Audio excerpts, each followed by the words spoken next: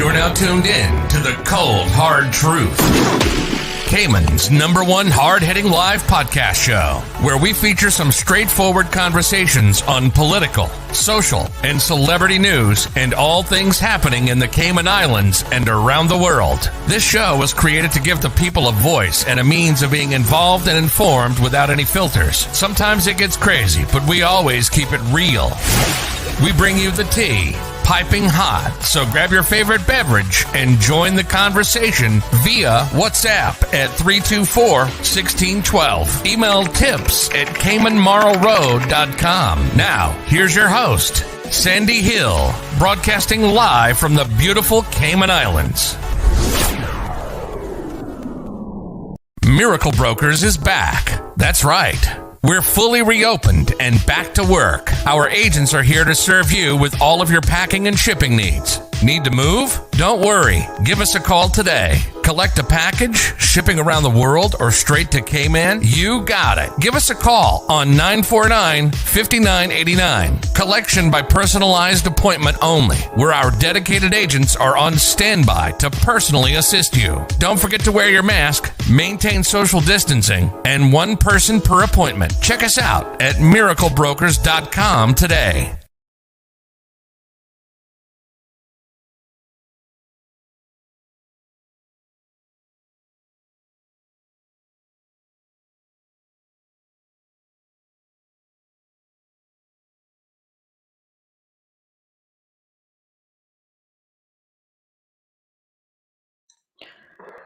Okay, good morning, folks. I got a frog in my throat.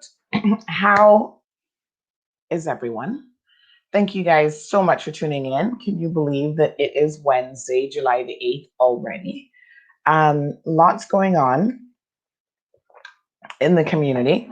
So we're going to break some of that here down, as well as lots going on around the world. But let us, as Caymanians would say, have our manners about us. Good morning, Joy. Oh, no audio.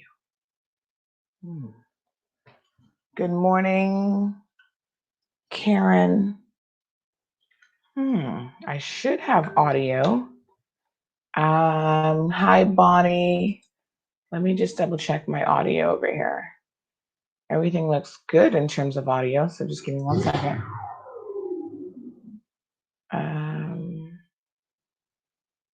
Good morning, Jake. Anybody else having any audio issues? I guess if you were, you probably couldn't hear me. Jake says, I hear you. So if Jake hears me, Karen, that means that the audio for me is good. So maybe just refresh your page. I can hear you. Awesome. All right. Yeah, I thought I looked okay with audio this morning. So Karen, just refresh, please. Good morning, Miss Janet. Good morning, Joy. It's the Agouti. Oh my gosh. This morning he was kind of coming from another direction. One of these days we need to just sit outside and sorry, I gotta put some eye drops in. We need to just sit outside and wait for him to come by, because it's like clockwork every morning. He kind of does come out at different times, but anywhere between now and 8:30, 9-ish. Once in a while I see them a little bit later than that, but normally by then they are out and about. Yeah, there he goes trotting off, but he seems to have come from a slightly different direction this morning. So maybe his route was changed for some reason. Okay, Karen says she can hear me now. Good morning, Janet. Good morning, Miss Lillian. And good morning, Karen. Glad you can hear me. So, last night we had a very interesting show, in case you missed it. We're still trying to figure out why a lot of these companies, big and small, are getting away with the non-payment of pensions. Fedora, good morning. And so one of the most amazing things is, after the show, I had a bunch of people message me to say, well, what about this person? And what about that person? And I was like, oh, Lord. They're like, don't forget Ruth Anna. She's not paid her pensions. And I'm like, oh, Lord. There are literally so many that there are times that I forget. I mean, you know, there's just so many of you, so many companies out there that are in breach of that particular law.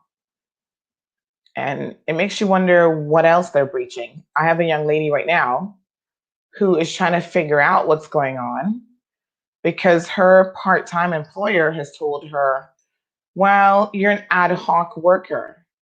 So that means that I don't have to pay you pension.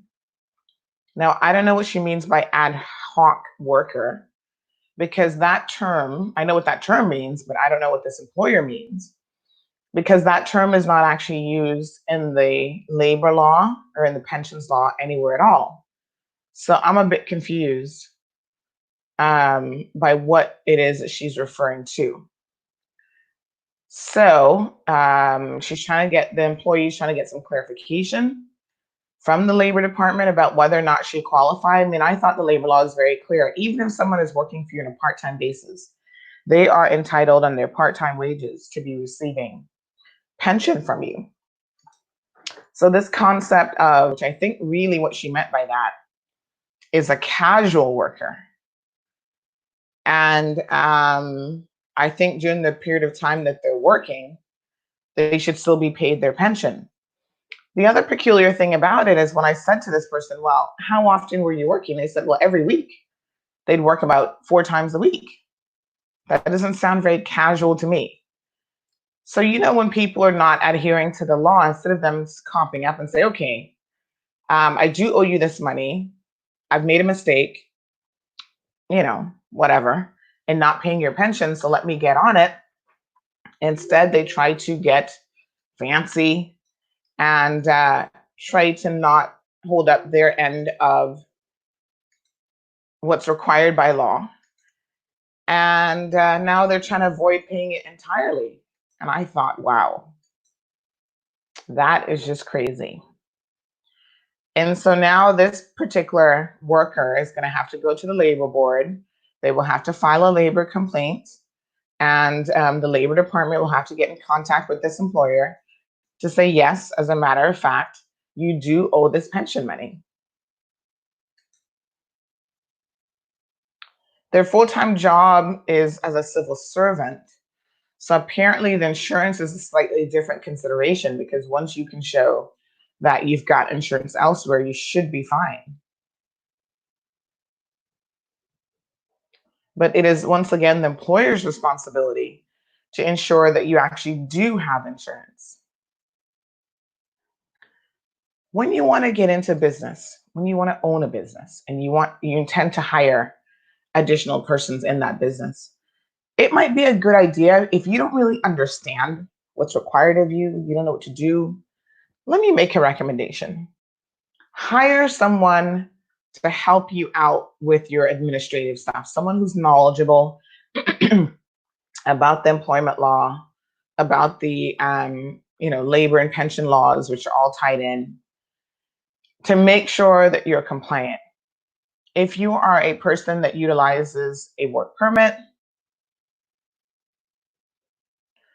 then by all means, ensure that you're doing all of those things. Because when you're not compliant and people start to call you out, as they will, what are we going to do? I mean, right now, I can't tell you how long the list is. People keep saying, well, don't forget about this one and don't forget about that one. Well, honestly, I do forget because the long line of persons that I'm aware of, and imagine the ones that we don't even know. It's a substantial list. And it keeps growing every single day. Fedora, good morning. Happy Wednesday to you. Maureen, good morning. Miss Lillian says, Sandy, pension is paid by employers and employees, and most part-time workers do not want to pay their 5%. Well, I can tell you that this isn't the case because this person actually has a full-time job. And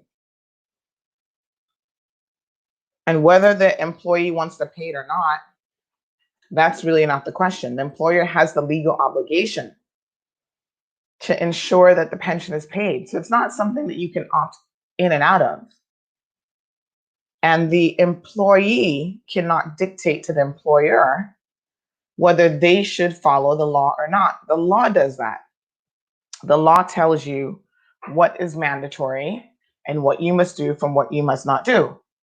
It's like so many companies do not have a basic employment contract for their staff. And you are supposed to have one. It's really quite simple. And when you don't have one, you are breaching every single piece of law that pertains to that. And as I said last night, I think the level of accountability should be a lot higher than it currently is. So dragging someone to court and giving them 25 years to pay off pensions that haven't been paid that were due in the first instance doesn't really seem to cut it for me. I'm of the honest belief that those persons should start to be charged for theft, because that is really what is happening.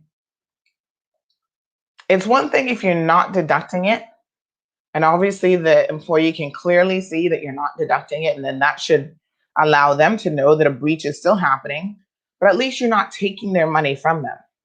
I think it's particularly egregious when you take out the money, their 5%, and you do not put it in the pension fund as required by law, and you're certainly not putting in your 5%. Because again, the way pensions work, once the pension companies get that money and invest it, your investment works over the long term, right? So how do you go back and calculate what gains or losses, and particular gains, that person may have acquired over the period of 2 or 3 years or whatever period of time that the pension money was not put in to the pension fund? That's impossible, because you don't know what the markets would have done. Just like this year, because of what's happening with COVID-19, people have realized some losses, but at the same time, thinking in an overall sense, people have actually realized a lot of gains over time. But that's absolutely nothing that you can predict. So you're preventing your employees from being in a position to realize those gains in real time when they are happening. And that is unfortunate. And that is why, in my opinion, it amounts to theft. Because you're taking it out, you're not putting it where it's supposed to be going, and at the same time, you're depriving your employees of that particular benefit. Good morning, Corrine. Thank you so much for tuning in. Good to see you. Larry from New York. Thank you, Larry. How are you? Marion says, I've worked with a temp agency where I was employed for roughly 6 months. No pension deductions from either side. Was my employer in breach? Let us have a look at the national pensions law, because I think that a lot of people, unfortunately, are simply not reading the law. Now, you know, the law was amended in 2020 for certain provisions to be able to come into effect.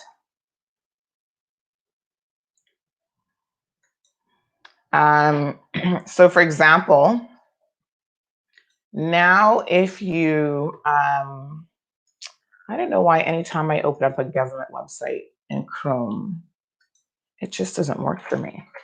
I have to go and open it up in Firefox for it to work, which is so weird, because it should be working in Chrome. So there were a number of changes to the national pensions law. which included, now if you leave the jurisdiction, you will not be eligible in most circumstances to actually receiving your pension money directly. You can transfer it into a pension fund back in your own country of origin. And this is kind of interesting that it has had to be done this way. And I think one of the reasons it was happening is that there are people in the Cayman Islands who would be here, they get rolled over, they access their pension funds, they go spend it on whatever, whether it was wisely to build a house or whatever.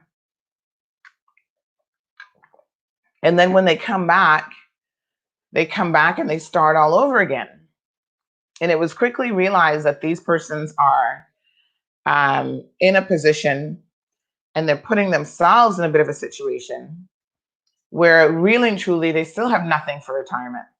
So you get rolled over and you come back and you start all over again. Your second period now, you don't get rolled over. You marry a Caymanian and you acquire status or whatever. You come back as a 50-year-old, you get married, you have a much shorter period of time now to be contributing to your pension fund. You're married to Caymanian. For all intents and purposes, you become a Caymanian in law, which means you're a Caymanian. And when you hit 65 and you want to retire, you do not have pension money anywhere because you took that option once you got rolled over to utilize your pension money. And now here comes retirement rolling down the hill, and you've got nothing to help you. And remember, your pension money is not going to be everything that you need for retirement, right? It's going to be a small fraction of what you will need to retire. So you will need to have other streams of income coming in from somewhere, especially here in the Cayman Islands where the cost of living is what it is. So I think that the legislators recognize, and there were some people who were purposely leaving just to access their pension fund. They would access it and come right back. And then it was like, why are we allowing this loophole in the law to exist? And it's not something that's really benefiting the eventual pensioner. And it's certainly not benefiting the country, because one of the reasons why we wanted to put things like the rollover in place and the pension, process in place is because this country can't afford to take care of all of us at retirement. It can't even afford to take care of the civil servants who will be drawing down on the public service pension fund. And they're now starting to complain, well, I hardly get anything out of that. You know why? Because there's so many civil servants and everybody's living longer. The average lifespan of this island is well into the 80s. And so everyone is living longer. Where do you think government is going to get the money from? People live a very unrealistic life at times. Oh, well, I only get $800. I can't survive on that. Of course you can't. That was never the intention of pensions. But what else have you done with your personal savings? Have you invested in real estate? Have you invested in other things that might help you cushion your retirement or that continue to bring in some source of an income for you? Good morning, Sheena. Karen says that when she had a part-time job, pension was deducted. Pension is normally deducted for part-time jobs, so I don't know why people think otherwise. Listen, folks, the law is called the National Pensions Law 2012 revision, and there's also the National Pensions General Regulations 2018 revision. It's only 36 pages. Not entirely complicated, as laws go. It has 40 sections to it, and it talks about part 1, the name of the law. Every legislation always starts out with the proper name. It gives you a definition section so that you know what certain things mean. What does a surplus mean? Section 3 says an employer shall notify each of the employer's employees of the employer's intention to provide a pension plan in accordance with the law, and shall in such notice include the name or names of the proposed pension plan providers, the reasons, listen to this, for choosing the proposed pension plan provider. How many of your employers have ever told you this? The types of investment that may be purchased and the reasons for the choice of such investments. Most employers don't have a clue, so I know they're not telling their staff this. The investment return and expense ratios of the proposed pension plan. How many of you worked anywhere and have ever been told any of this by your employer? Nope, you're not doing this. The minimum level of contributions that are proposed to be made. Such other information as is necessary to assist the employee in considering the plan.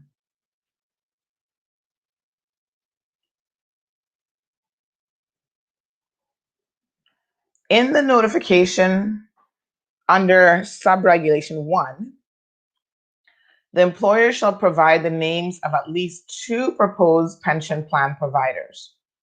Oh, sounds like they want to give you a choice. Subject to section 4, an employer shall not establish, select, or continue on the coming into effect with a pension plan without filing with the director a certificate that all employees have been given full details of the options available to them and have been polled in accordance with this regulation, that a majority of those who voted with, in the event of a tie, and with the written consent of the director, the casting vote of the employer, were in favor of the plan. So you as an employee, and I don't think very many of you know this, actually get to have some say in your pension provider. Now, in many respects, that makes sense.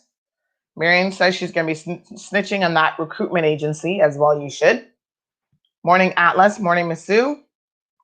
If you're joining us a minute late, we are reviewing the National Pensions Law because it occurred to me last night that a lot of us have no clue what this law says. And so it's probably not a bad idea. Out of the boat, we see that your employer is supposed to provide you with all sorts of information, not just about the pension plan and what your options are, but they're supposed to actually give you a choice and a vote.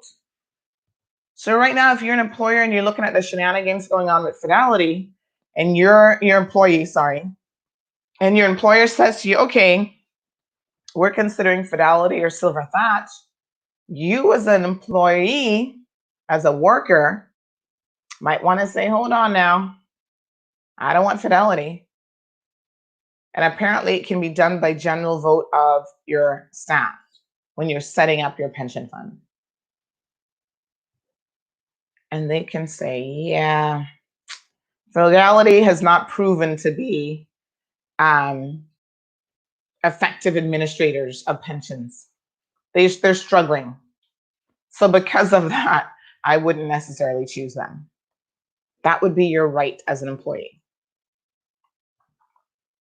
It goes on to say that the certificate required to be filed with the director under subregulation 2 shall be in the form specified by the director and shall include the name and signature of each employee who participated. How many of you have ever voted to participate in a particular pension fund? How many of you have ever received the information mentioned in section 3, subsection 1, from your employers, where they provided you with all of the details of your pension provider, administrator, why they were choosing that one, the types of investment, the types of return. Let me just see in the comment section. Tell me, how many of you have ever received that information? How many of you knew that you were even entitled to it? And it goes into a bit more details into what's required, but let's move on. These are some of the details now that people are not aware of when it comes to what the pension law requires.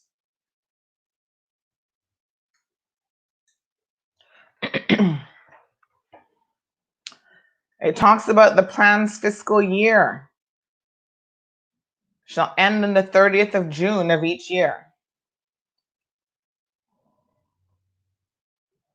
It talks about the pensionable maximum. So, there's a maximum, but you can do voluntary contributions that go above that if you wish.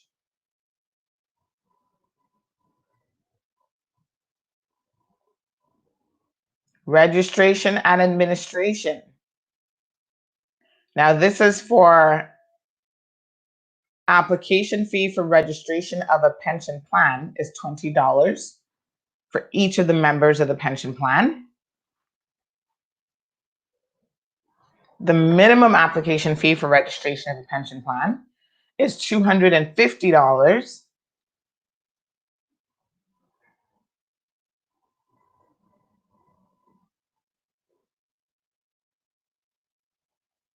And it talks about what's required there in that next section. Registration of amendment to pension plan, filing of annual returns, all of these things are required for administrators.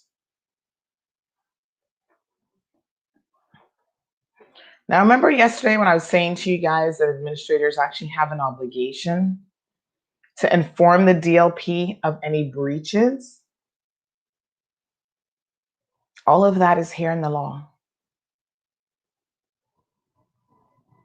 Administrator training.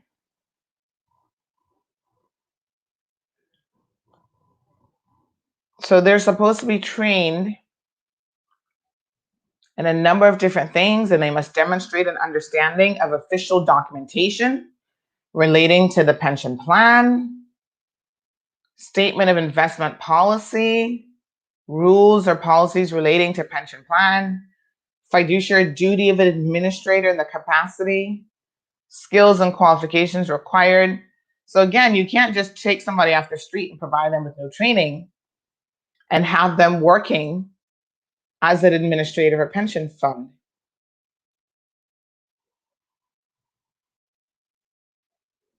Requirement of an AGM. So administrators have lots of obligations under the law.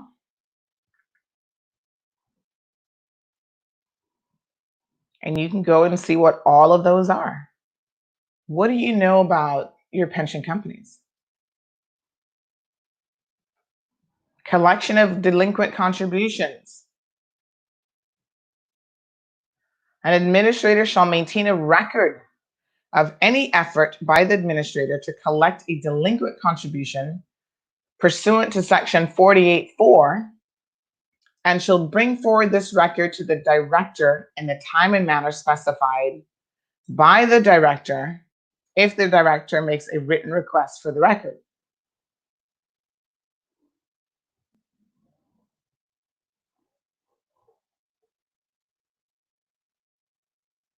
So in order to satisfy this requirement, the administrator should make contact with the member or member's employer, negotiating payment of the delinquent contribution under the terms approved. And this now is where an administrator, pension administrator, should not be taking their sweet time to address delinquent accounts, because the longer you give someone to become delinquent, we all know how this works, is the greater of an issue you are going to have. And folks, it's just a matter of math.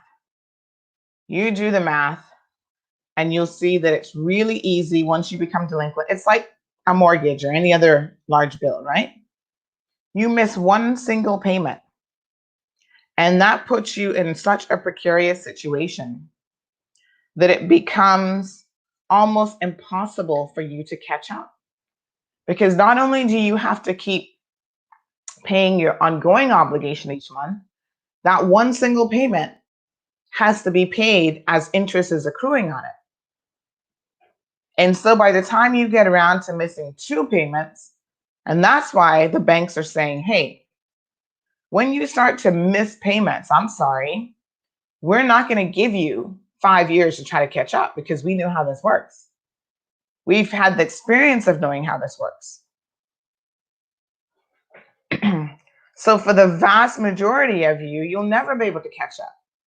So we would rather take the property, sell it to somebody else, try to recover whatever money we can from the sale of the property. And of course, if they don't require or acquire their money back that they've loaned you for the sale of the property, believe me, they'll be coming after you for the balance as well. And even the balance sometimes will be wholly unrealistic for them to ever be able to recover from you. So it's really important, I think, that we all become familiar. Like I said, this national pensions law is only 36 pages. Become familiar with the laws that govern your behavior. I get it when you're a small employer, such as myself. I've made the same mistake. You hire someone and you think, okay, do I have to register them for pensions at the onset? Can't remember now. Does it matter if they're Caymanian and expat? Sometimes they could have opted out in the past. Is that happening right? It's like you've got to really think. And if you don't know, you've got to be prepared to ask the question.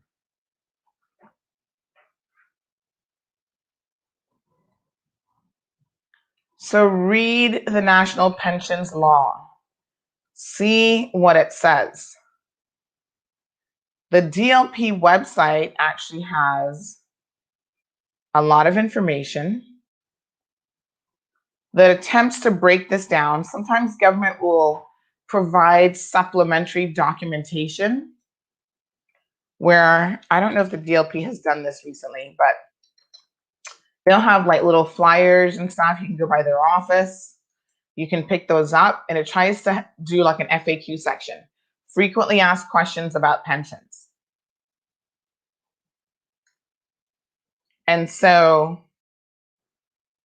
you can go through that and see what information is provided and what obligations you have as an employer. And so employees should read it too, to make sure that you understand what is required. Don't wait until you're leaving your job to try to figure out what is owed to you, and what isn't owed to you. Because like I said, by that time, it's probably a little bit too late.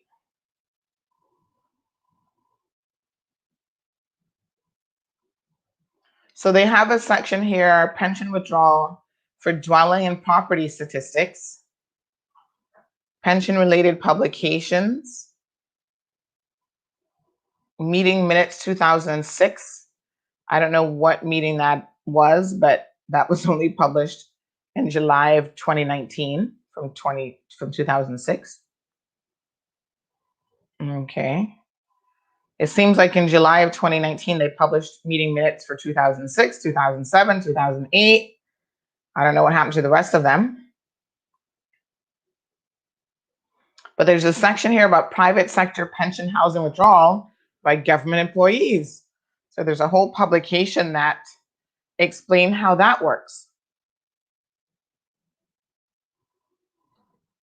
They've got, looks like, a couple copies of the law, the labor gratuities entitlement regulations, minimum wage,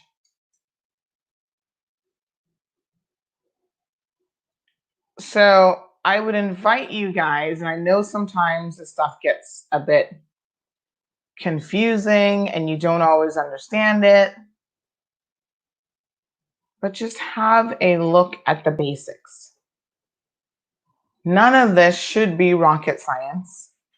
And this is why when we hire legislators, I think it's incumbent on us to ensure that they make our lives easier by printing laws that are easily understood by the people. They even have a minimum wage calculator to figure out, are you actually paying minimum wage like you should be? There is a pensions investigation unit. I don't know who's on that unit because, like I said, it sure takes them a really long time to investigate a lot of these companies.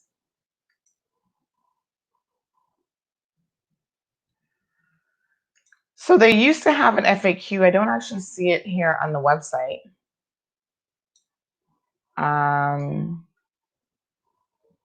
Any longer. I've seen a printed version of it, I should say. And so I'll see if that's still in publication, because I think that was before the 2018 changes to the law actually came into effect.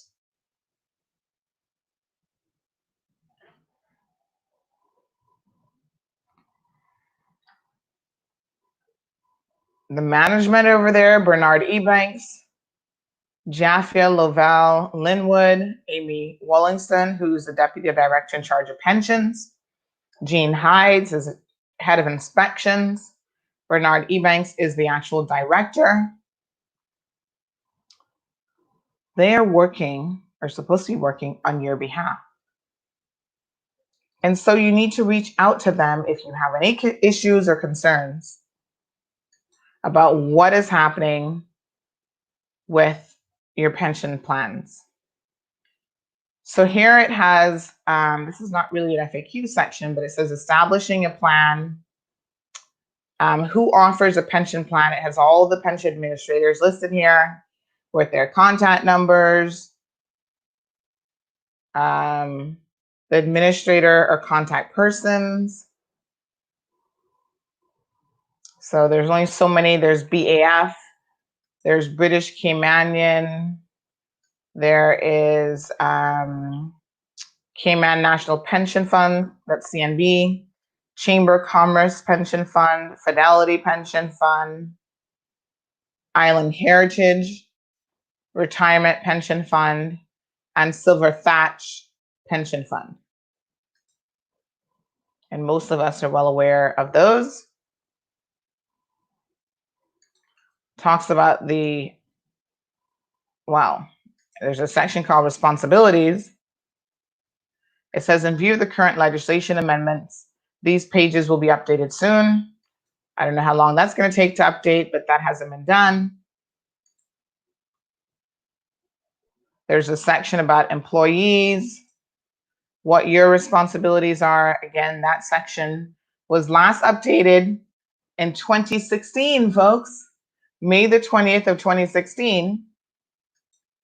And it hasn't been updated since. This is the thing that gets me about government. We are paying civil servants to do a particular job when it comes to, making sure information is readily available to the public, making sure that it's updated. And if a website on pensions has not been updated since May the 20th of 2016, I'm sorry, we are now in 2020? That's over 4 years ago? What gives? Why? It's no wonder they have a hard time holding anyone accountable, because they themselves are not being held accountable. So if I'm an employee now and I go and I say, right, I want to look at the Department of Labor website, because they've got tons of useful information here. When I get it under the employee section, where it has responsibilities, participation, contributions, changing of plans and refunds, all of that says, note, in view of the current legislative amendments, this page will soon be updated. Well, I'm sorry, what's your definition of soon? That must be the traditional soon come, where it's never updated. Same thing with the administrator section. Same thing with the responsibility section. None of this has been updated since 2016. So maybe it's no wonder that some employers have no clue what is going on. But in all honesty, that's not going to be an excuse. You can't go to court and say, well, Your Honor, the DLP didn't have their website updated. So as a result of that, I don't know what the law says. These things are meant to give you information in a very clear manner, a Q&A section, that sort of thing. But even in terms of late payments, contribution, all of this information, there's a section about prime rates that hasn't been updated since December of 2015 about what the prime rate percentage is. December of 2015. How useful is that information to me in July of 2020? So these are some of the issues, and no one is holding them accountable. I don't know who the minister of DLP is, but my God, does no one ever check the website? Does the director never view their own website to say, hey, let me see what's going on our website? Does it work? Does it not work? Where's the information? Once again, our systems, we're paying government workers a decent salary, a lot of them. They're heading up departments. They are in charge of trying to keep people in check, and it still isn't happening. June the 10th, the Ombudsman's office said that there are a number of unlawful labor case delays when it comes to the Labor Appeals Tribunal. Nearly a dozen appeals that have been delayed outside of statutory timelines. So statutory timelines, that means that in the law, it actually has a requirement of how long an appeal should take.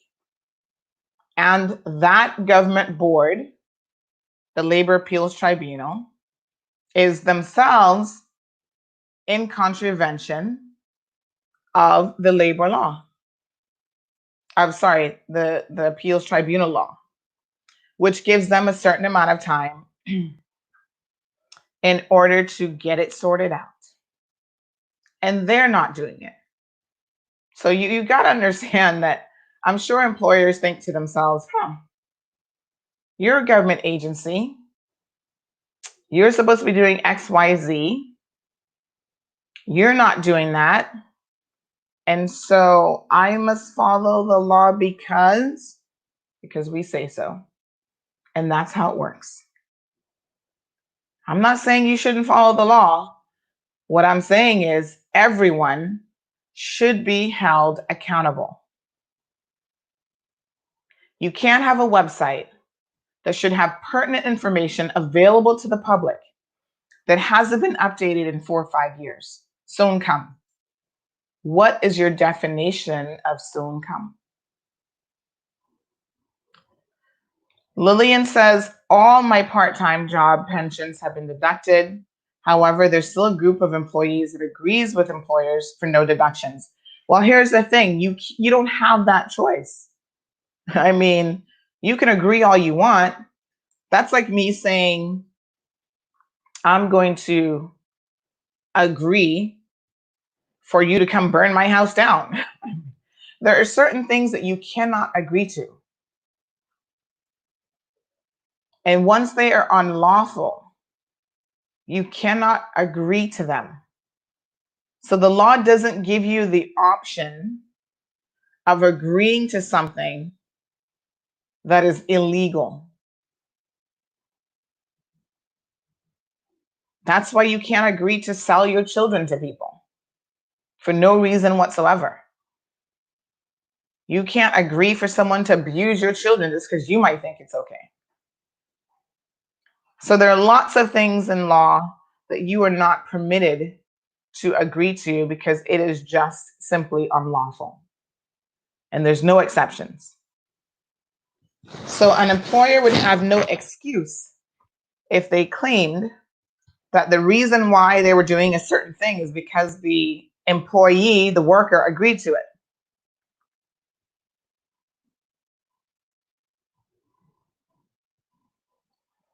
Unfortunately, that just doesn't work.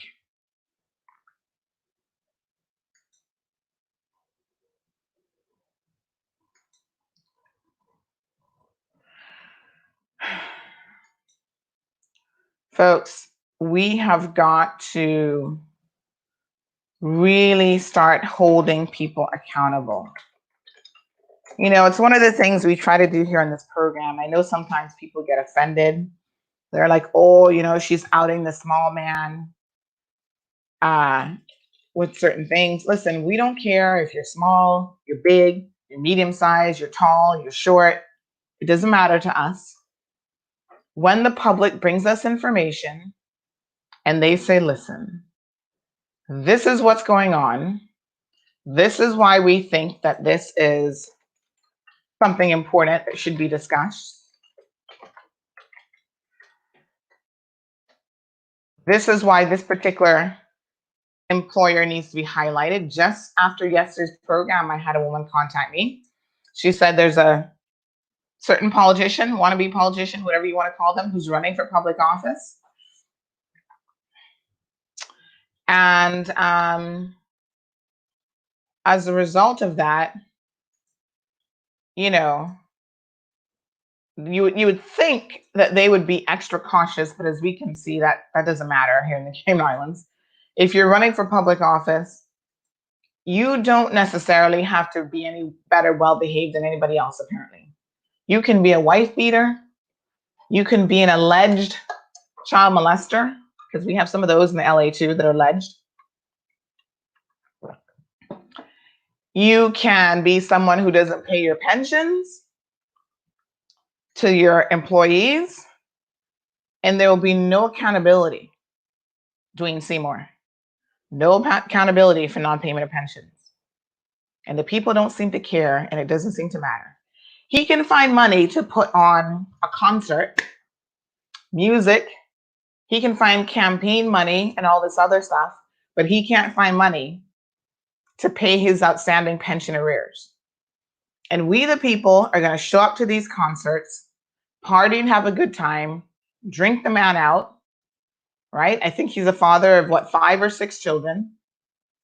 And we have no consideration for, is he meeting his other financial obligations in law? But he gets to pick and choose which of his legal obligations are important. So paying somebody else's pension fund that they will then rely on isn't that important. That doesn't matter. But putting on a concert to get people all geared up to vote for him is a priority, and how he's going to spend his money. You want to talk about accountability elsewhere in the world?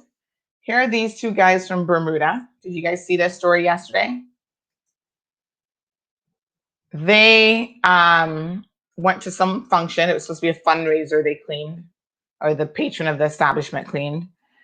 And they were found to be in breach of the COVID-19 regulations.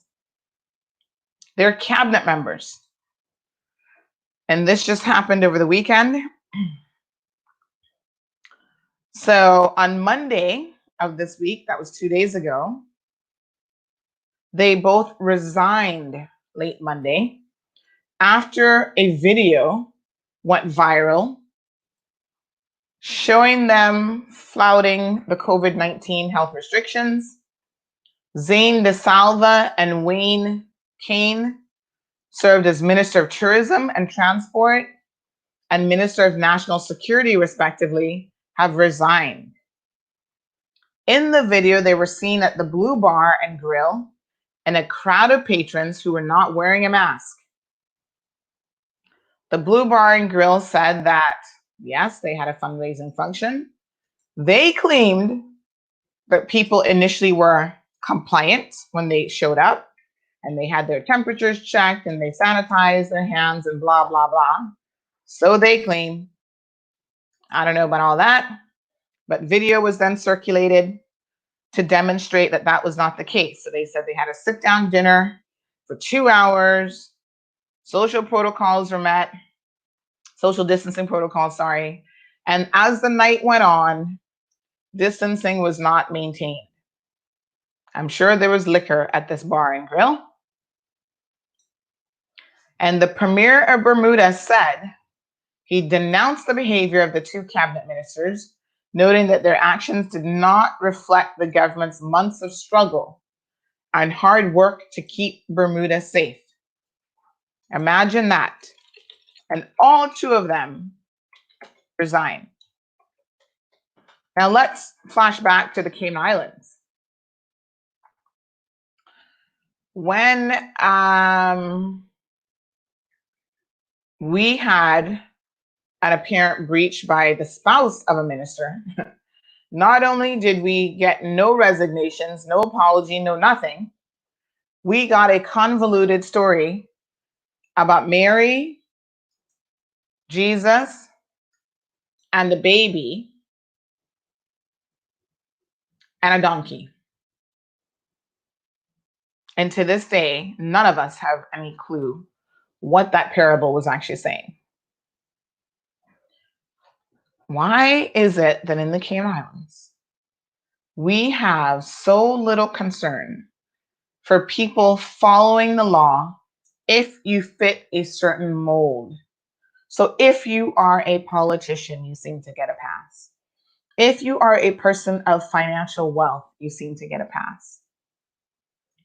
If you are connected in the right way in a community, you get a pass. Sometimes you get a pass because of where you're from. So as long as you're not Caymanian, you can come in with a bullet. You can come in with a shotgun, and the most you're going to get is a fine. If you're a Caymanian, you're going to have 10 years of your life sitting behind bars. And so there are a lot of discrepancies in the law that are permitted.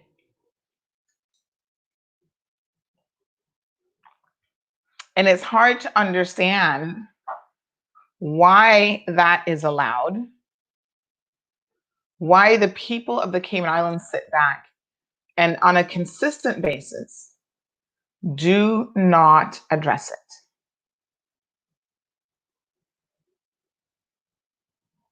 And listen, it's not like Bermuda is any worse than we are. I'm trying to look for their stats. I don't have anything.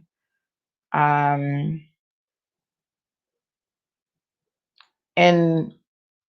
let me just see here.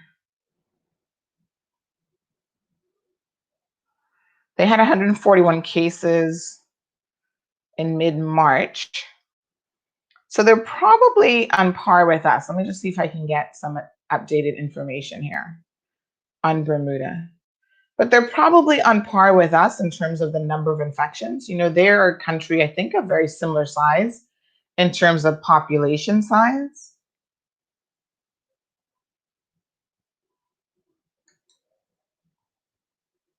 And so it's not even a situation where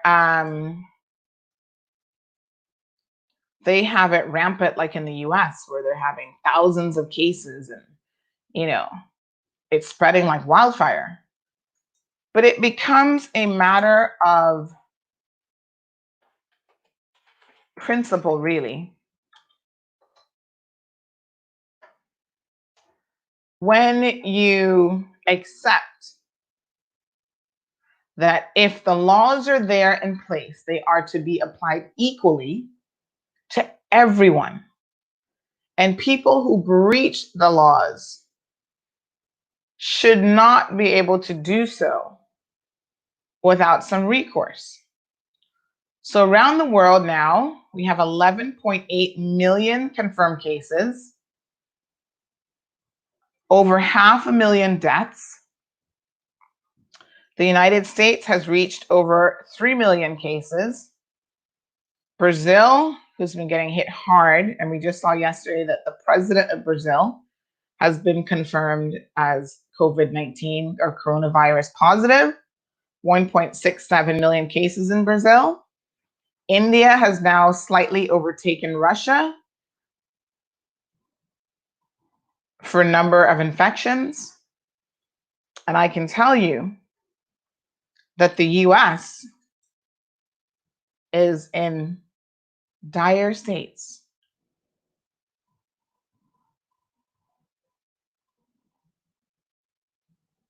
It's not looking good.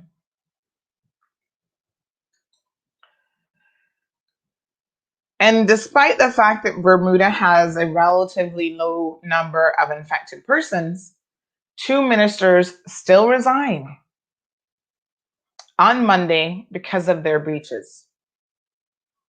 And again, I say to you, when we see our ministers here doing something wrong, we will, instead of having them resign, have our premier get up and try to defend them. I had someone saying this to me over the weekend. They're like, in that moment, they thought, right, the government has been doing a pretty good job. The premier has been doing a pretty good job with COVID-19. But in that moment, they actually lost respect for the premier and how he handled that situation. And that gave some insight into his personality and his political desperation to keep this government together at all costs, because that's really what it was about. You can't criticize your own. You can't chastise your own. You can't even say, well, let's just, as you have with other situations, let's just have this properly investigated by the authorities and see what conclusion they come to. Instead, you defend your minister and you talk about, how much stress people are under, and you talk about how you can't even control your own dog, much less anybody else in your family, et cetera, et cetera. And so sensible people were not really impressed by that defense of the undefensible, to be honest.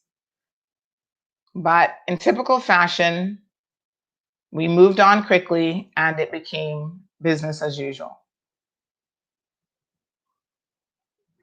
So I'm trying to get the numbers on Bermuda. It's kind of challenging to find anything in Bermuda in terms of COVID that's up to date. I see Belize has 30 cases, Antigua and Barbuda has 70. Monaco has 108. The Bahamas has 104 cases. Trinidad and Tobago has 133. This is confirmed cases by country and region. So Bermuda, Jamaica has 745 cases. Yikes.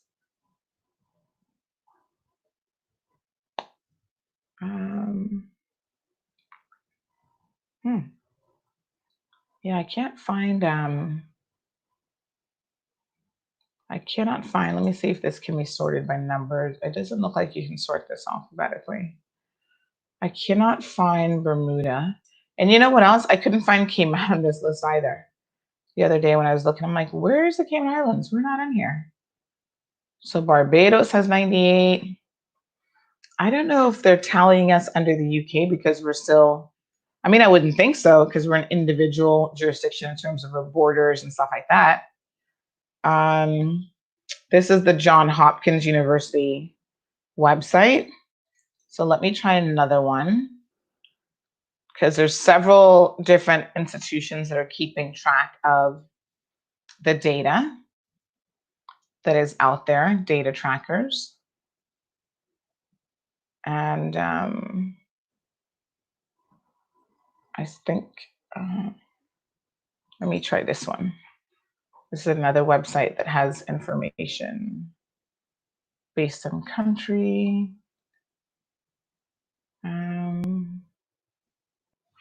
Bermuda. All right, so according to this, Bermuda has 148 confirmed cases. Total deaths, they've had 9. Total recovered, 137. Active cases, 2. Yeah, this seems pretty updated. So Cayman has 201, which is correct, with total deaths being reported at 1. So Bermuda actually has fewer cases than we do at 148, but their death toll is a little bit higher. And they have, like I said, a similar population. They've got a population of 62,273, and we're reported to have a population of 65,734 persons. So, yeah, 2 of their ministers resigned. I guess they better go find new jobs. Let me see your comments here, folks. Good morning, Gina. Sue says, yes, read this article, needed to be done. Karen says, still confused. Bermuda PM has backbone, and I assume that Bermuda doesn't have a boys' club among their ministers. They very well may, Karen, because, this exists in every country in the world. I'm not trying to say that Cayman is unique in some of the things that we ignore. However, having said that, they obviously have some degree more accountability than we do. Celia says, good morning, Sandra. The situation of coronavirus seems to be getting worse in the world. May God have mercy. We're going to need a lot of mercy from him, trust me.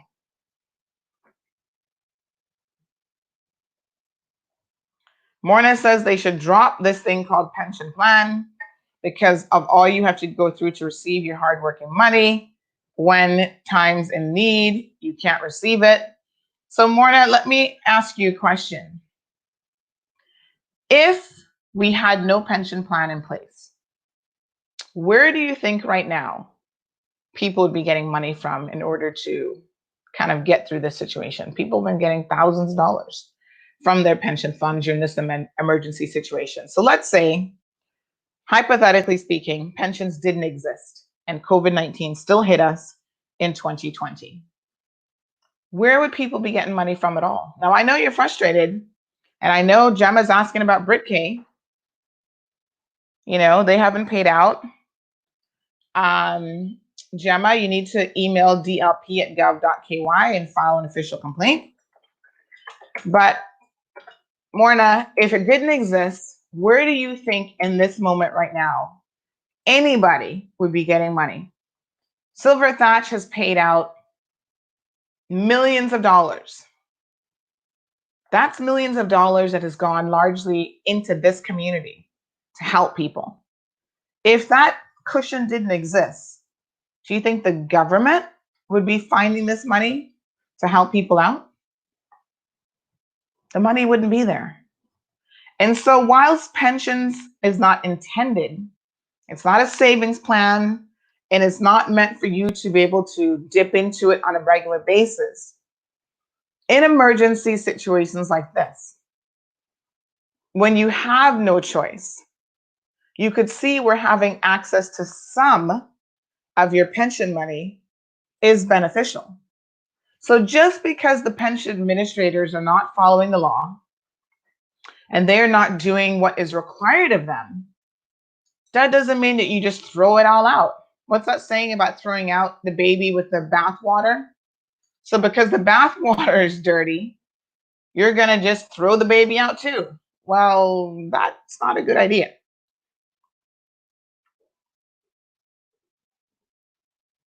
Fix the problem. Deal with Fidelity, deal with BritK, deal with anyone who's been non-compliant. If you have to put their administrators in jail, like the law says you can do, just to set an example of how seriously you're taking these breaches, then pack them up and ship them off to Northward, even if it's for a month. Make them sit there and see what it's like when you break the laws, because there are others in Northward who have broken very basic laws that end up in prison. So let the pension administrators get a taste of, you know what? You're going to flaunt our laws in our faces. You're not going to follow it. You're going to admit that you're not following it, that you can't follow it. And you think that somehow you can do all of that with no consequences whatsoever. Fidelity owns a bank. A financial fine will be of little consequence to them. Put them in jail. That's what needs to be done. The law was drafted just in March, or in April, I think it was, coming into effect May the 1st, allowing people to access their emergency pension funds for a reason. And compliance of that, or not complying with it, came with certain consequences. And it seems to me that the drafters of that legislation, which includes the current premier, who Brent Hill from Fidelity says he wants to have a drink with, and all of the rest of the cabinet members and the opposition who supported this bill, they all said, you know what? We want to make sure that in time of need, people can get their money. And so we are going to put a prison term, the possibility of a prison term, into this law should you breach it. So why wouldn't that be a real consequence? We're going to just put things in legislation that we don't mean? Come on now.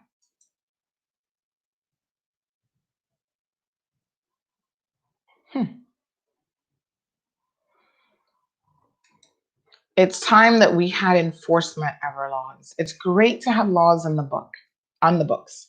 But what sense does it make if you cannot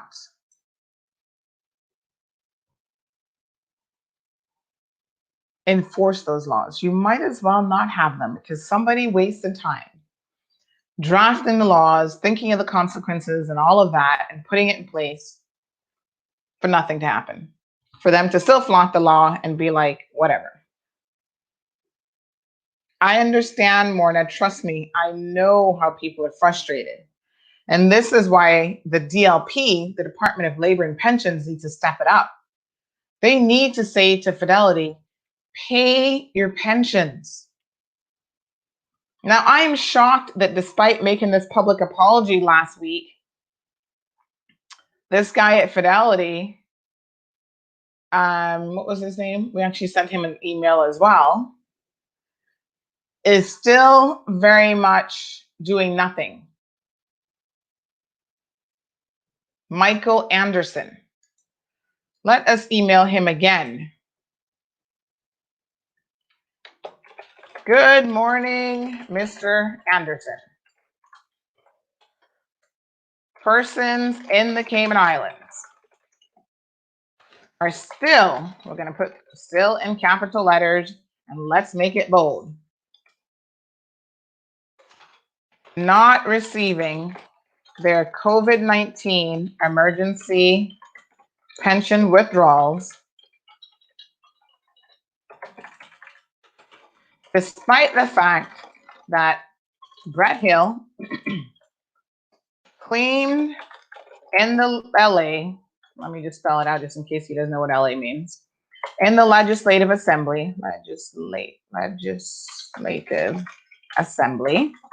that he would be making all payments, all requests received in the month of May 2020 by the end of June.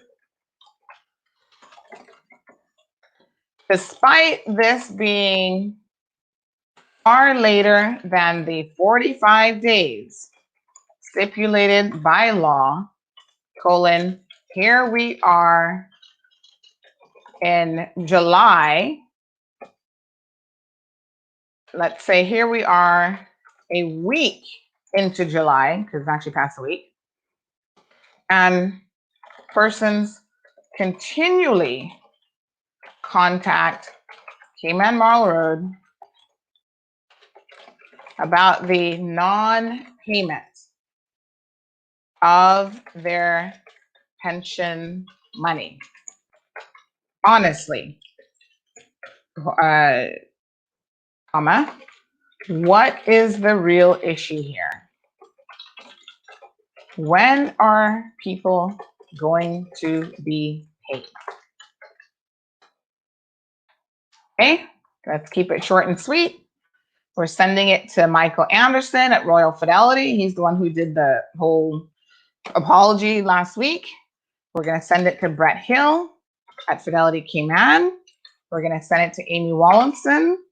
We're going to send it to the general DLP at gov.ky. Let's send it to a couple politicians as well. Alden McLaughlin at gov.ky.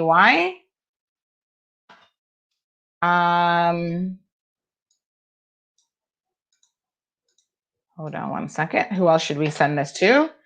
Let's send it to the opposition.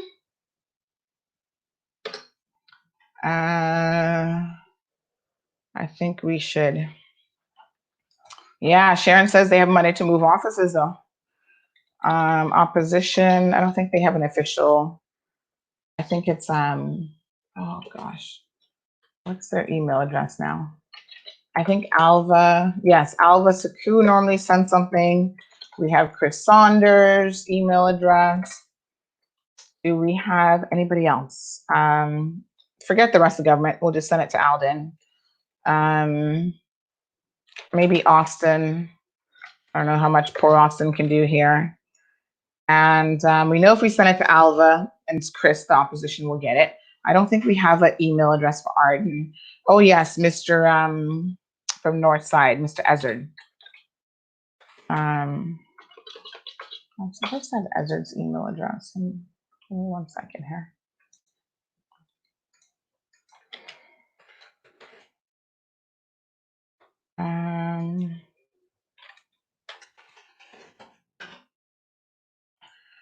Okay, I can't recall Ezard's email address right now. Email.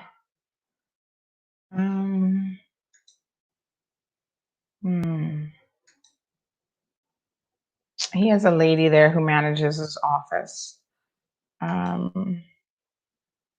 Okay, but he's in charge of the Public Accounts Committee, so I do want to send this to him. Let's see.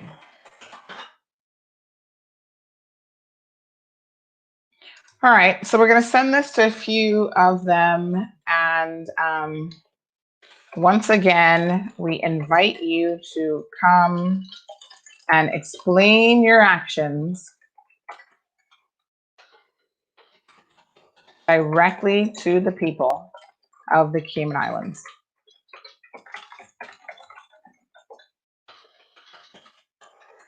I'm not sure who your PR management company is. Mr. Hill claims that you're hiring one. But you continue to run a very poor operation that leaves your customers questioning the solvency, in other words, if they're broke, of your bank and pension company.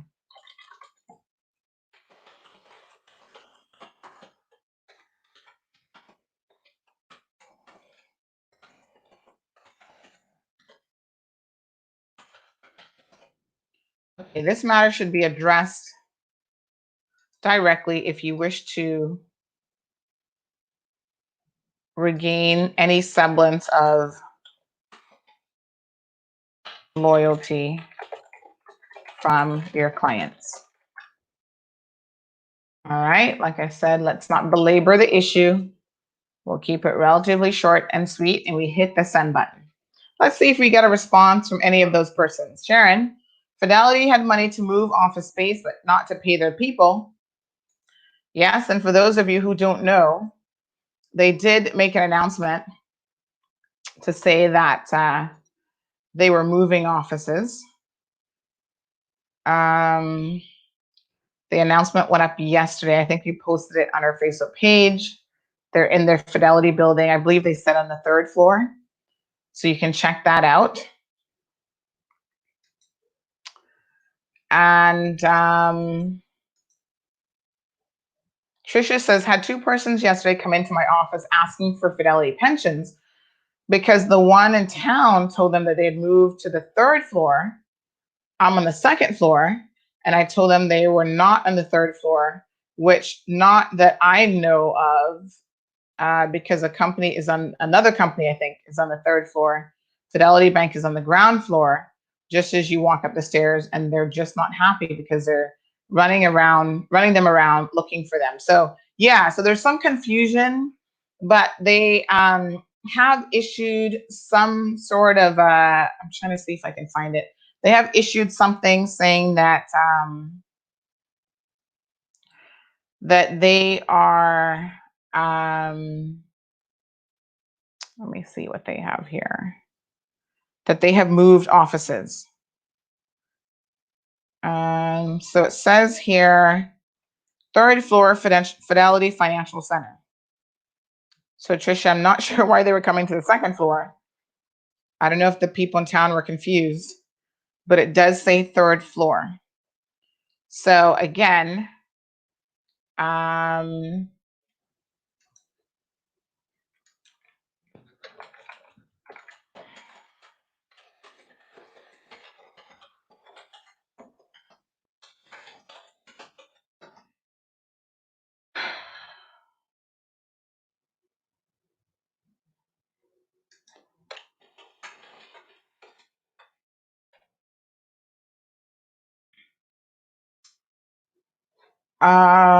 yes, okay.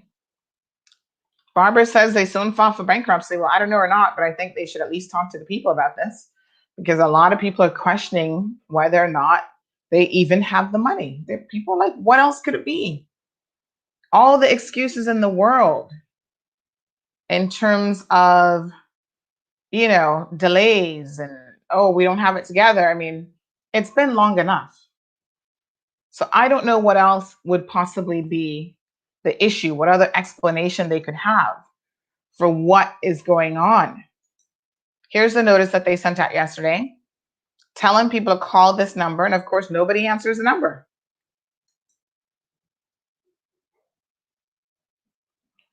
Tricia says Stepping Stones is on the 3rd floor. Well, maybe since it's actually their building, I mean, it is called the Fidelity Financial Center, right? So I'm assuming Fidelity owns the building. Maybe they've, I don't know, confiscated some space from Stepping Stones, or maybe the 3rd floor had additional space that was being unused that they have now fitted out for their own usage. Who knows? But this is what they're telling people. 3rd floor, Fidelity Financial Center in West Bay Road, which has very limited parking, by the way. Parking in that building is always, I don't know how they could get planning approval for building that size with so few parking spots, knowing what the capacity of that building is. Sue says, so sad, wicked people giving them the runaround. They're not even answering the phone half the time. So whoever's getting the runaround or being told to go to this location, I guess you should consider yourself lucky because these people are not really providing any information to the general public. Most times the public can't get through to anybody. Well, Morna, the money is invested in funds of funds is what they call it. All this fancy stuff, right? So basically the money is invested. There's no real investment mechanisms in the Cayman Islands. So the money gets invested in world markets, funds of funds, and all over the place. But that's not the point because you should be able to redeem your investments. That's like saying, If I have shares in CUC and I want to cash them out, CUC can't tell me I can never cash out my shares. So at some point, you have to be in a position to liquidate some of that money based on what is being requested. And so everybody else could do it. Everybody else is investing in funds of funds. So what makes Fidelity so different than Chamber? What makes Fidelity so different than Silver Thatch? Even BAF has done a better job. Mind you, I don't know the size of the BAF pensions, but Fidelity as well is not even the largest pension administrator on the island. Their failings are a direct result of management. There is no other way to put that. They're not organized. They don't have the processes in place. I don't care the 1,000,001 excuses that they have. Management has to be held accountable for all of these failings by Fidelity. And I'm sorry, but if I were this guy, Anderson, who did this apology last week, I would be firing Brett Hill. And the DLP should be putting Brett Hill in jail. How could he have not been ready for this? For weeks prior to the implementation of the law, the pension companies knew what was coming down the pipeline. They had meetings with the government, because remember, Brett Hill actually said that he told government he needed 60 days. The irony of it, the 60 days has come and gone. You still haven't paid people. Morna, he has all kind of excuses, my dear. Oh, they weren't expecting as many applications. Really? 3,000 applications out of 11,000 pension funds really isn't that many.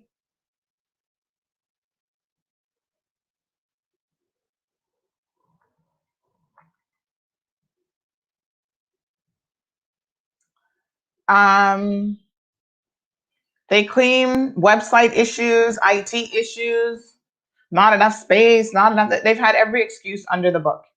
Corrine says, my daughter didn't even apply for her pension from Fidelity. Oh my God. And they sent her an email that it had been paid out. Corrine, listen to me. Take that email very seriously. Your daughter better check her pension money, because at the end of the day, what if someone else got that payout? Because I'm not trusting them. I'm sorry, but they've obviously not done a very good job of running anything.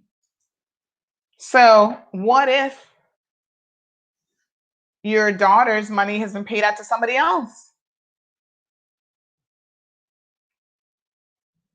My dear, take a bit of advice from me. Have her check her pension fund and see if anyone has been paid out. Because somebody else could have very well received her money. And if she's not checking the current pension fund, she'll wait for statements months and months later. I've got someone right now who's saying that they had a pension fund with another administrator with Chamber years ago, and Chamber only keeps paperwork for a certain amount of time, and this person never queried it, and now they're trying to backtrack 15 years. Chamber is like, we don't have the documentation, we can't help you.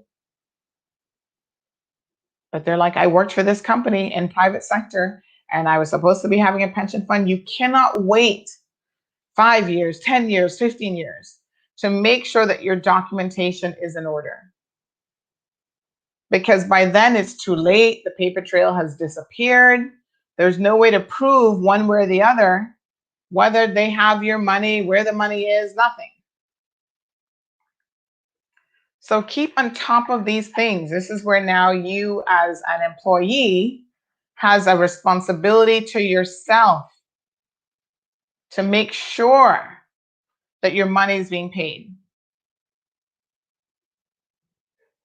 One time I was working with a particular company, and they always had a history of not paying our pensions on time, delays with salaries, all sorts of stuff. And you know what I used to do? Every single pension payday, I would contact the pension administrator. Where's my money? Why isn't it paid in yet? And I stayed on them like white on rice. Honestly. And these are the things that you've got to be prepared to do. Don't let anyone take advantage of you. I mean, you have an obligation to yourself. Look out for yourself first and foremost. Don't sit back and think, obviously, that government's going to do it, because they're not.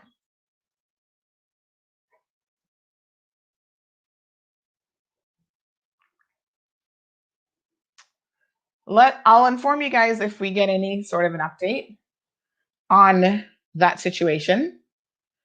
Let's take a quick commercial break. We want to thank our sponsors who are here for us. We've got a number of advertisers coming on board. We really appreciate the support. Big shout out to Burger King. They've got a spicy, crispy chicken sandwich that's available now. You know, they're always introducing new products sometimes. Popeyes, of course, is always here showing their love and support. Big shout out to Roque, folks. Give them a call, 926-1213. If you're trying to navigate the world of streaming and save some money in the process. Big shout out to Miracle Brokers. We thank them so much for always being supportive. Miracle Brokers is back. That's right. We're fully reopened and back to work. Our agents are here to serve you with all of your packing and shipping needs. Need to move? Don't worry. Give us a call today. Collect a package, shipping around the world, or straight to Cayman? You got it. Give us a call on 949-5989. Collection by personalized appointment only, where our dedicated agents are on standby to personally assist you. Don't forget to wear your mask, maintain social distancing, and one person per appointment. Check us out at miraclebrokers.com today. All right, folks, thank you so much.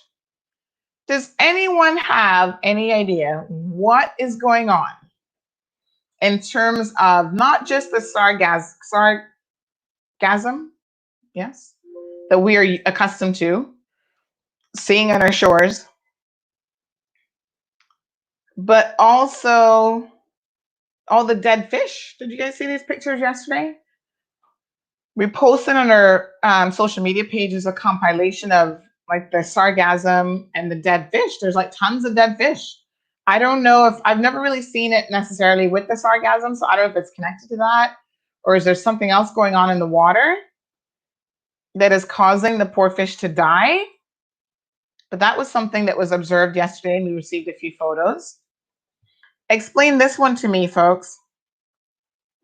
Why is there a sign for Pizza Hut on the wall, or my apologies, on the door of the public library? Really bizarre. I don't know if the public library gave them permission to put this there or not, but hopefully someone will address that issue. There's a property company that's looking for a marketing manager. So if you are a Caymanian marketing person, and there's tons of them in the Cayman Islands who actually do a very good job at what they do. I'm going to post this up here shortly. I'm just waiting on the file to come up. I would suggest that you contact these persons if you're looking for employment. I would also suggest that, oh yes, let me not forget, we're going to run this for another week or so, name the show contest. So this is going to be a new show that we will have for our young people, about our young people. And we want them to be involved in the process. So we're having a name the show contest. And listen, they get a nice, like, the value of this package is something like $500. I've sat down and done the math myself. They get a certificate to Burger King, certificate to Popeyes. That's $50 right there worth of food, $100 cash prize. $25 from Livonia's Kitchen. So, like, listen, one day they can take their friends to Popeyes, the following week go to Burger King with one or two friends, then go to Livonia's Kitchen, take somebody really special to Livonia's Kitchen because that's all good local food, right? They're going to get a PlayStation gift card, a Prodigy coat of arms pendant, which those are beautiful if you've not seen them. And the streaming box, that alone is $150 with a month of service. That's a $200 value right there. And all your young person has to do, 18 or younger, so this is for middle and high school kids basically, is submit a name for the show. And we're going to vote. I think probably next week, maybe Friday. So we'll give them another good week in a couple days. We will vote on the name submissions. And there's lots of good names coming in. So I think it's going to be hard. But we will vote on some of those. Here's the marketing position. This property Cayman. Looks like they could use a little bit of diversity in their team. A little bit of color. They're looking for marketing manager. So if you've got the experience, and they are looking for, they've listed quite a bit in terms of experience, contact them. And you can certainly inquire. They want you to refine the marketing strategy for the company in line with company objectives, copyright responsibility and delivery. That doesn't make any sense. Copyright responsibility. Maybe they meant to say responsibly. And delivery of all social media platform posts, blog articles, newsletter design and distribution. Coordinate sales campaigns and marketing initiatives for print and digital. Overseeing the company's marketing budget. Creation and publication of all marketing material in line with marketing plans. Planning and implementing marketing events. Overall responsibility for brand management and corporate identity. It looks like somebody did a copy and paste here. Preparing online and print marketing campaigns, et cetera, et cetera, et cetera. They want a bachelor's degree in marketing, ideal with at least 5+ years of relevant work experience. So if you are in the market and you are a marketing person, by all means, do check out that job offering. Okay.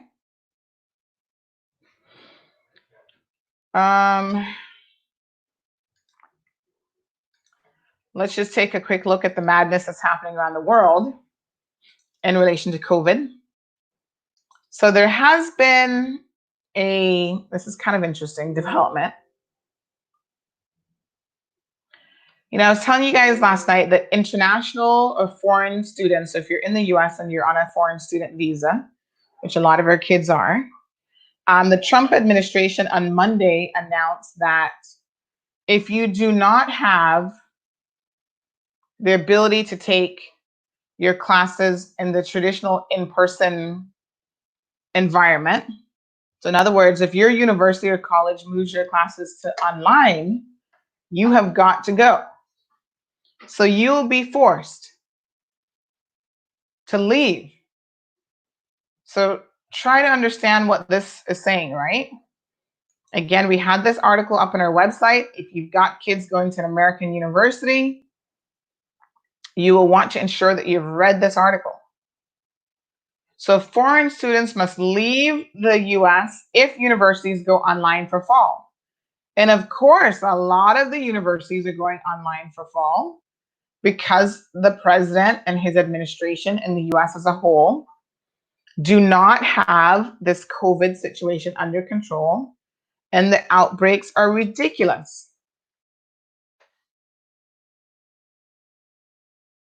And so the Trump administration has basically said the US Department of State will not issue visas to students enrolled in schools or programs that are fully online for the fall semester.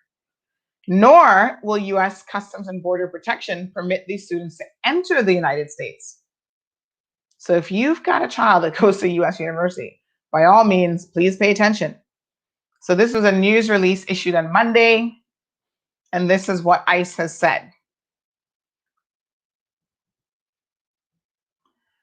And so the end result is if you're in an F1 and M1 visa, and your university makes the decision to go online, you will be deported. You're going to be added to a deportation list.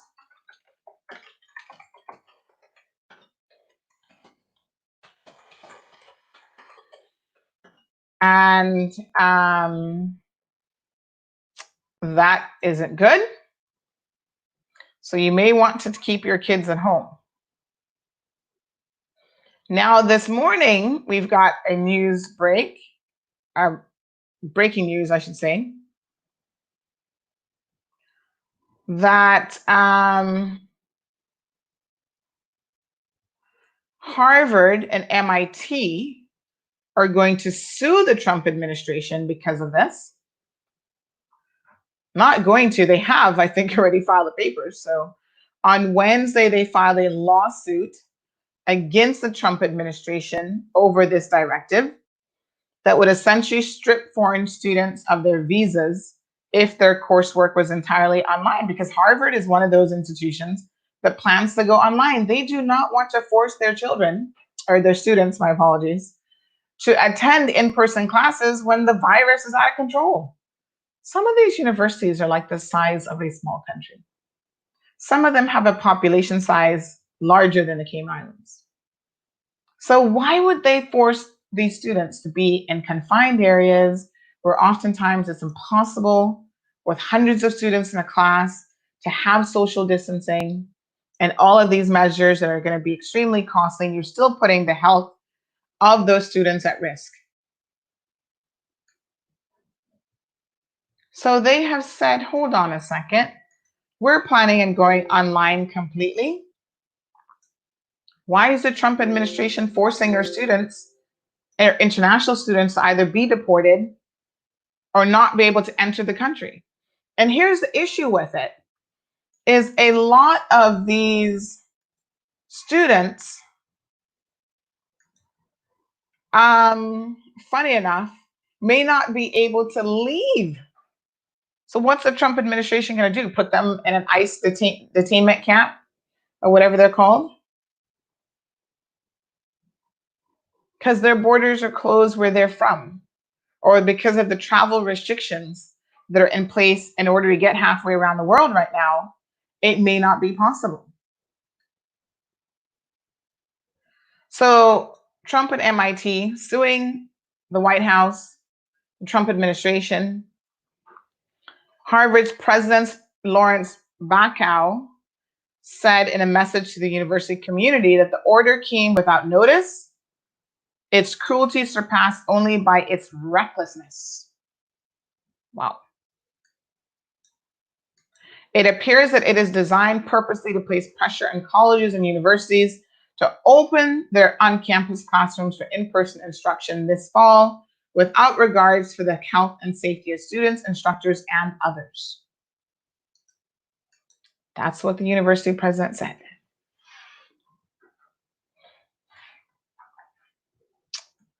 Not sure you can blame the man for feeling a way about it.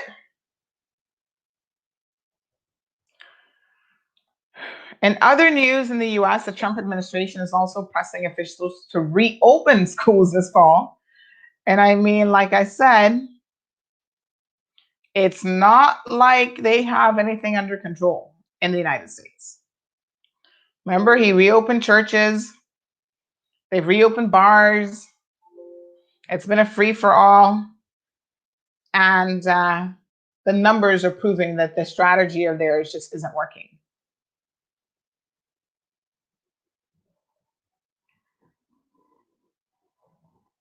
There's even a headline here that travel restrictions on Americans erode their passport privilege. So if you're an American now and you got that American passport, it's not as good as it used to be. Travelers are being turned away all over.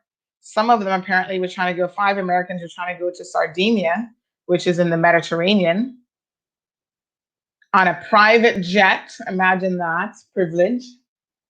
They were turned away last week. Good for them. Once they saw that they were Americans, oh, no, thank you. In Canada, 2 Americans are fined for flouting the border ban with their northern neighbors. In Mexico, governors are pleading with the central government to introduce tighter restrictions on travelers from the US to prevent an influx of potentially disease-carrying visitors. So it's bad enough that you have no concern for your own health and safety in your own country, but on top of that, you want to travel and spread it to other countries around the world.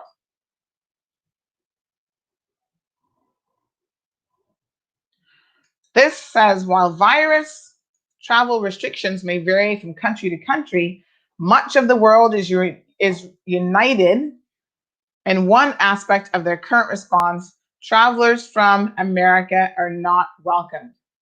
Simple. And isn't that an amazing situation? Because the Cayman Islands is talking about,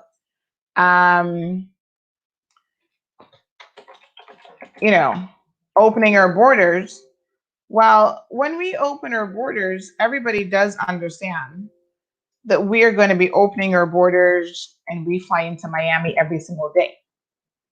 So how do we open our borders flying into Miami every single day? The vast majority of our travelers come from America. Are we going to say, well, we're opening our borders to everybody else but Americans, like they have in the European Union? An American passport was long seen as a golden ticket to travel visa-free around the world, with a few exceptions. And now, because of their poor handling of COVID-19, that's not the case.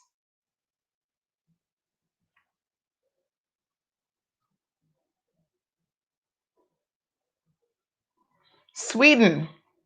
Remember, a lot of you were going on and on about, oh yeah, Sweden's doing it right.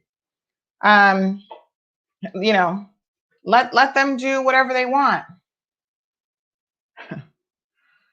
Yes, herd immunity. Oh, it doesn't quite seem that that's the case.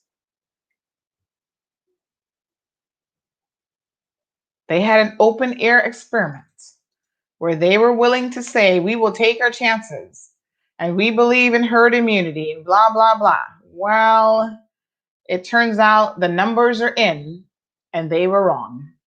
It has not worked well for them.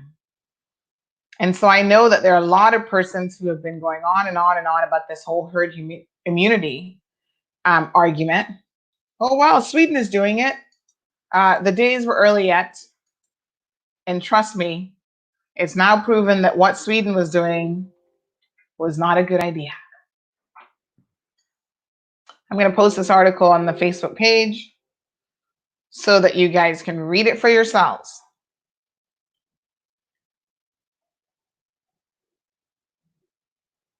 Not only have thousands more died in Sweden than in neighboring countries that imposed lockdowns, but the economy has fared little better.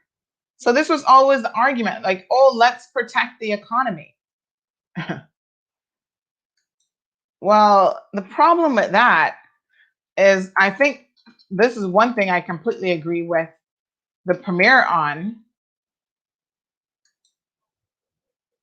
You can't have a vibrant economy if people are dead. Like, that just doesn't make any sense. A lot of people wanted to support this notion that, open up the economy. The few that are going to die, it's not a big deal. They'll be okay in the end. Or we're willing to take the risk because the economy is so valuable and so much more important, and on and on and on. Well, it turns out that they've done it for nothing because the economy hasn't done any better than other countries that have closed down and shut down. Jacob Kierkegaard is senior fellow at the Peterson Institute of International Economics in Washington, says they literally gained nothing. It's a self-inflicted wound and they have no economic gains. Wow. Imagine that. All of that for what? Didn't work.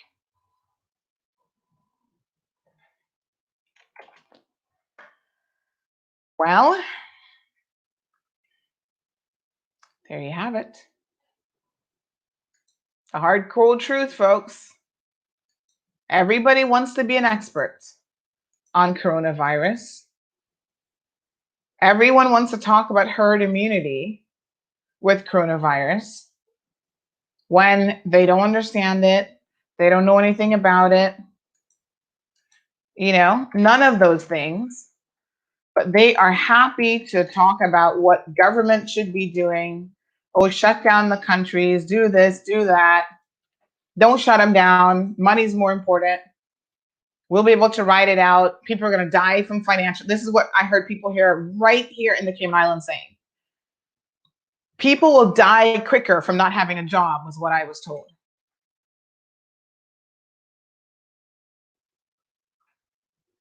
I thought, really? Interesting. Yes.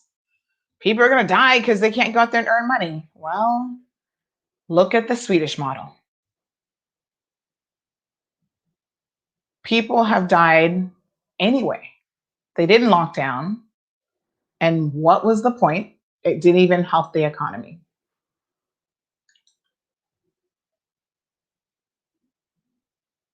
I saw someone else saying that Dr. Fauci, his credentials or the information that he's putting out there should be questioned. And we should believe President Trump over Dr. Fauci.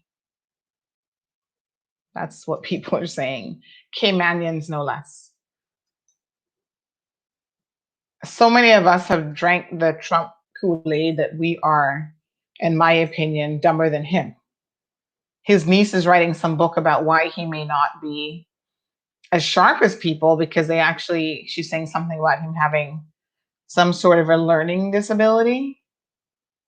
I don't know anything about that necessarily, but something does strike me as being off with the president. And so I would not be entirely surprised if there is something like legitimately wrong with him in terms of he's not just commonly stupid, if I can say that. I don't mean to insult anyone by saying that, but it is what it is. It seems to me that there could be some real explanation as to what is going on with him. It makes sense, really, that something else is amiss. Anyway, I know a lot of people are anxiously awaiting the publication of the final release of that book so that we can read all the details. As his own family member who's making these claims, so we'll see what sort of information she has to actually back those claims up. I'm just having a look here to get you some numbers. Give me one quick second, folks.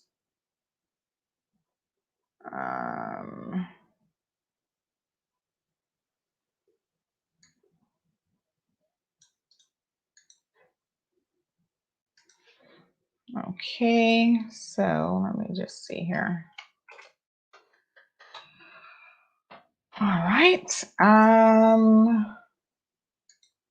So we get the daily numbers out of what's happening in the US. I think we may have them up until yesterday.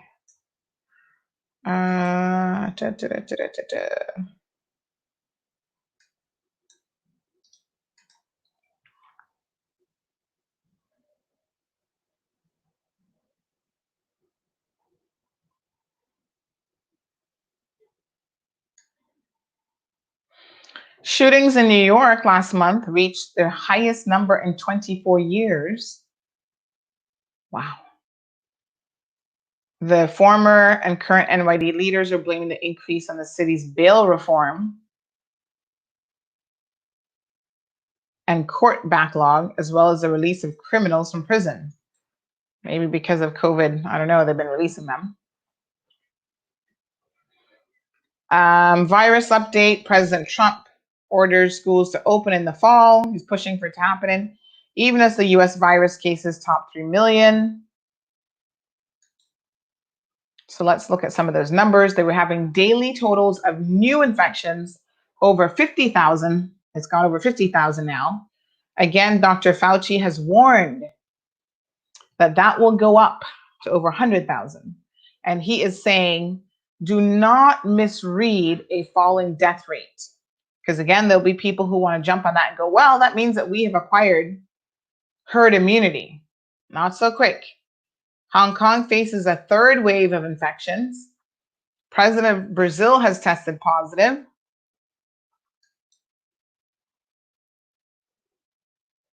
So he's the nation's top infectious disease expert, and President Trump thinks that he knows more about the coronavirus and COVID-19 than him.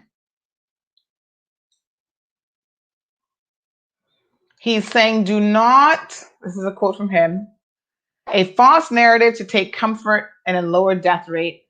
That's the end of the quote.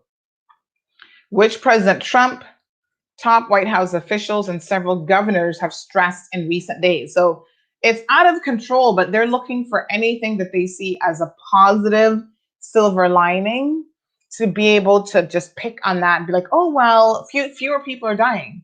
And Dr. Fauci is saying, listen, he spoke at an event on Tuesday, and he said, don't fall into this false narrative that should give you any comfort.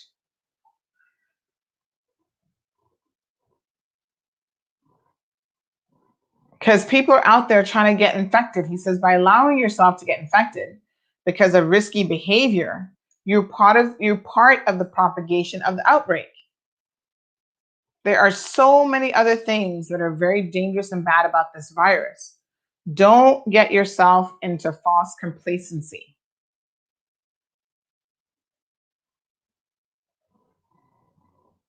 And Dr. Deborah Birx, whoever she is, Trump administration's coronavirus response coordinator, conceded that officials have been surprised by its recent spread, especially among young people.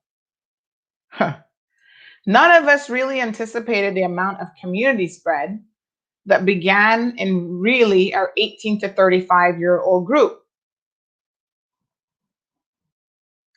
So they're not even expecting what's happening. That's how far gone that they are in the US.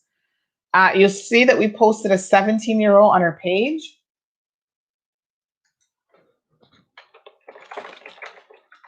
who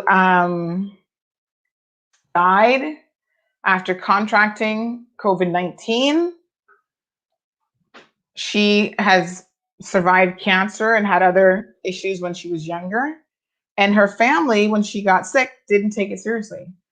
Here's what they did. Somebody in her family should be charged with murder, like seriously.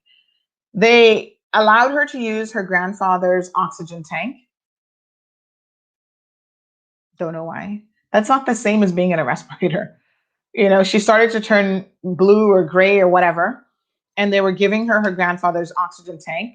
They were giving her some vitamin pack, and then they gave her the hydroxychloroquine, whatever it's called. And everybody's like, where did they even get it from? There's no clear sense that it was, I mean, it is a prescription medication. So there's no real indication if she got it in a proper way. Did she have a prescription for it? Like the whole thing is just really bizarre. So they did all of these things, this 17-year-old, and needless to say, she did not survive. She passed away. And this was in Florida, I believe. Unacceptable, folks. You know that someone is high risk because of,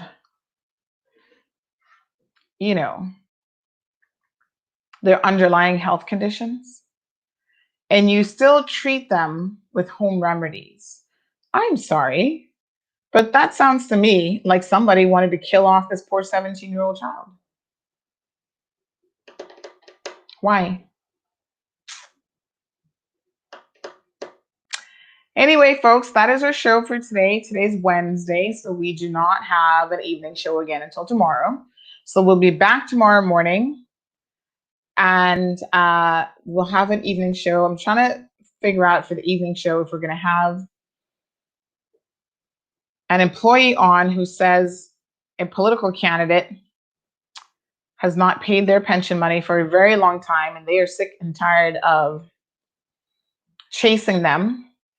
And other local news, yesterday the RCIPS released what they've been doing in terms of enforcement in bars, and needless to say, here in the Cayman Islands, a lot of bar patrons and bar managers and operators are ignoring the COVID regulations and provisions, allowing too many people in, allowing them to breach no social distancing, no mask, no nothing. And of course, you mix alcohol with laws like this that have to be followed, and you know it doesn't really work out that well in any event.